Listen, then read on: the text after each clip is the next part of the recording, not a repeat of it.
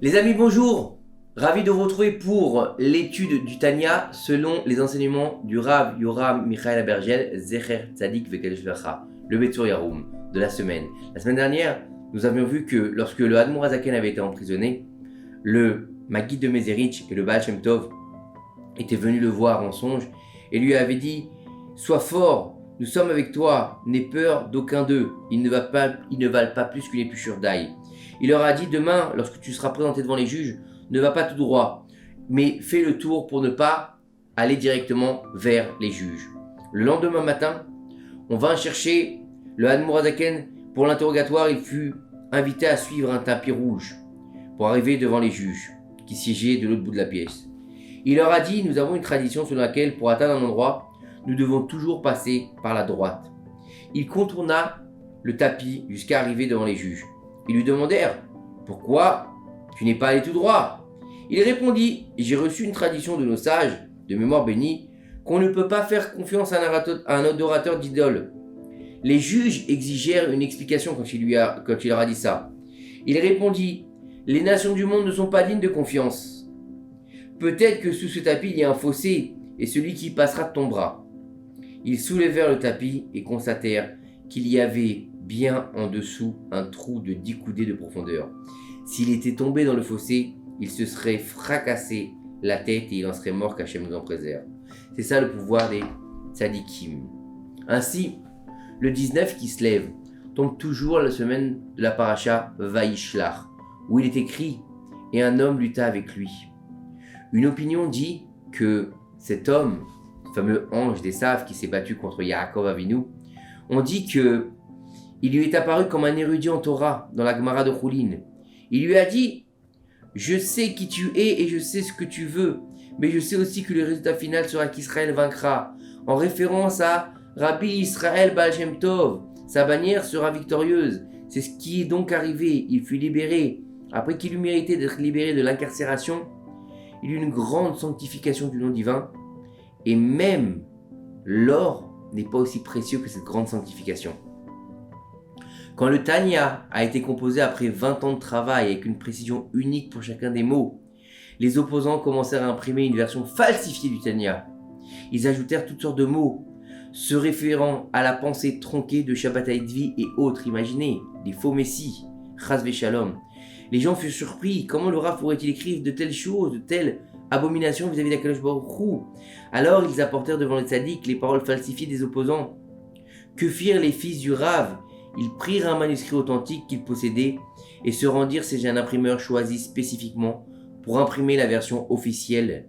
De plus, ils interdirent également l'impression du Tanya dans toute autre imprimerie. Et là, on va voir l'approbation des fils de l'illustre auteur de mémoire bénie, dont l'âme est en Éden. L'Admor Azaken, il avait 3 fils, Rabbi Dovber, Rabbi Chaim Avraham et Rabbi Moshe. Et ils disent là, ces 3 fils, nous avons convenu d'accorder l'autorisation et la permission d'apporter à l'imprimerie, en souvenir pour les enfants d'Israël, les œuvres écrites de droiture et de vérité, paroles du Dieu vivant. Car la Torah de la Chassidoute s'appelle la Torah du Dieu vivant, parce qu'elle apporte la vitalité à l'homme. Les écrits de notre Seigneur, Père, Guide et Maître de mémoire bénie, rédigés de sa sainte main, dans son saint langage, dont toutes les paroles sont comme des charbons ardents qui enflamment le cœur. Des hommes pour les rapprocher de notre Père Céleste, et qui ont été désignés Iggerot HaKodesh. C'est-à-dire qu'en plus du Tanya, le Rav va aussi rédiger les Iggerot Kodesh, qu'on appelle les lettres sacrées. On a l'habitude de prendre les Iggerot Kodesh, nous on les connaît plus du Rabbi de Lubavitch, de dire on met une feuille dans les Iggerot Kodesh pour un peu voir la bénédiction du Rabbi de Lubavitch. Comme nous le verrons par la suite, avec l'aide d'Hachem, le contenu des lettres envoyées par sa sainte éminence était d'enseignement au peuple d'Hachem pour lui expliquer le chemin par lequel il fallait servir à Kadosh Baruch Hu. Le Rav n'a jamais reçu de lettres concernant des besoins matériels, Chas Veshalom.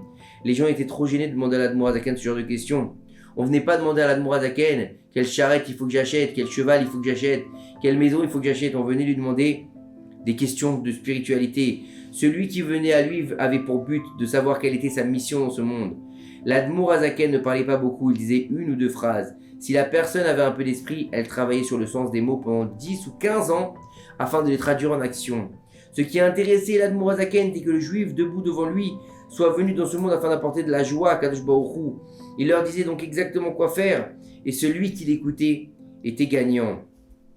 Il faut savoir que l'Admour Azaken était un homme de vérité, donc il n'avait pas avec lui beaucoup de chassidim. Bah oui, parce que ça ne plaît pas de dire la vérité. Quand vous êtes trop franc, vous repoussez les gens. Les gens adorent se faire brosser dans le sens du poil. Ils adorent qu'on vienne dans leur sens. Non, la vérité, c'est ce qui reste. Quand on les brosse dans le sens du poil, au bout d'un moment, ça va marcher au début, mais après, ça va s'étioler.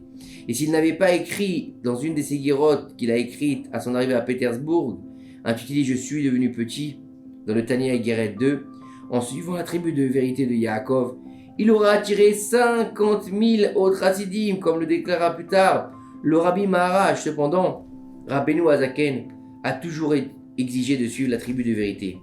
La vérité est difficile, comme il est dit au sujet de l'époque du talent du Mashiach. La vérité manquera, mais en vérité, elle est formidable. Il faut savoir que à l'époque de la révélation du talent du Mashiach, celle dans laquelle nous sommes, on voit bien que c'est le mensonge qui prône et que les hommes qui défendent la vérité, ils sont mis de côté, ils sont repoussés par la société. Qu'aujourd'hui, on veut nous faire manger des centaines de milliers de mensonges, de choses qui sont des fake news. Et même chez certains rabbanim, on appelle des rabbanim, c'est que du mensonge. C'est des rabbanés sheker, on les appelle, des rabbanim de mensonges. Et il faut faire attention, quand on va voir un rave, on choisit un rave de vérité.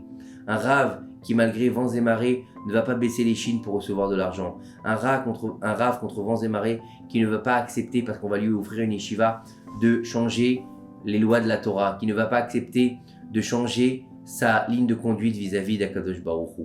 Et c'est ça qu'il faut comprendre dans notre génération, qu'il faut être le plus possible émettre pour être en adéquation avec la Torah, Akedosha et Akadosh Baruch Hu, qui lui-même a créé le monde par le émettre, par la vérité.